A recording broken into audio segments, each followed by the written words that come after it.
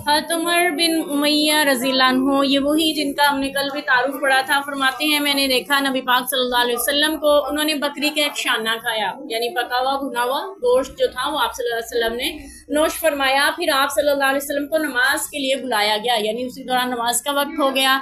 चुनाचे आपने छुरी रख दी और इसके बाद आपने नमाज पढ़ी, दोबारा वुजू नहीं किया। आप सल्लल्लाहु अलैहि वसल्लम पहले से बावुजू थे और आप सल्लल्लाहु अलैहि वसल्लम पहले से बावुजू थे।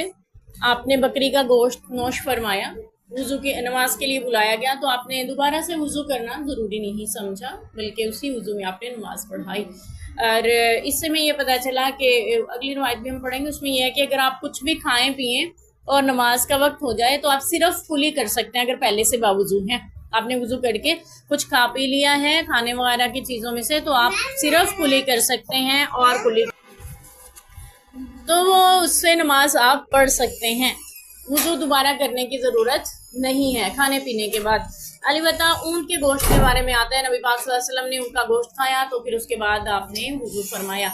इसमें भी बाज़ की नज़दीकी है कि हदीस ज़ईफ़ है, अलबत्ता वुजू कर लिया जाए तो बाज़ इसके ये तफसीर करते हैं कि ऊँट फितरत में कीना होता है या उस पर शैतान सवार हो जाता है, कुछ ऐसे की बातें की जाती हैं, तो इसलिए वुज़ू करना बेहतर रहता है ताकि उसके उस असर को ज़ाइल किया जा सके।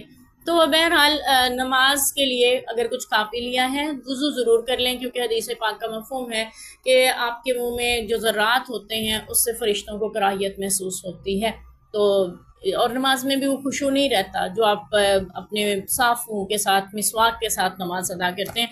तो इसलिए अगर आपके लिए मुमकिन हो तो मिसवाक कर लें, नहीं तो कुली ज़रूर कर लें और अच्छी तरह से अपने दांतों को साफ़ करने के लिए अपनी उंगली से उसको रगड़ लें ताकि दांत भी साफ़ हो जाए, मुंह अच्छी तरह साफ़ हो जाए। तो यहाँ पे एक दूसरी बात जो हमें ये पता चली कि नबी पाक सल्लल्लाहु अलैहि वसल्लम ने छुरी पकड़ी हुई थी, उससे गोश्त काटा जा रहा था और फिर आप नोच फरमा रहे थे। दूसरी रवायत ये भी मिलती है कि आप सल्लल्लाहु अलैहि वसल्लम ने दांतों और हाथों से नोच कर खाने को पसंद किया है, लेकिन छुरी से खाना भी सुन्नत से साबित है। जैसे हमारे यहाँ छुरी कांटे का इस्तेमाल होता है तो उसमें भी कोई कबाहत नहीं है, उसको अगर आप सुन्नत समझ के अमल करते हैं। हमारे यहाँ उसको फैशन दिखावा या गैर मुस्लिमों का तरीका समझ के अमल किया जा रहा होता है, उसकी बजाय आप सुन्नत समझ के अमल करें तो वो भी सुन्नत का अजर आप उसमें पा सकते हैं। अल्लाह।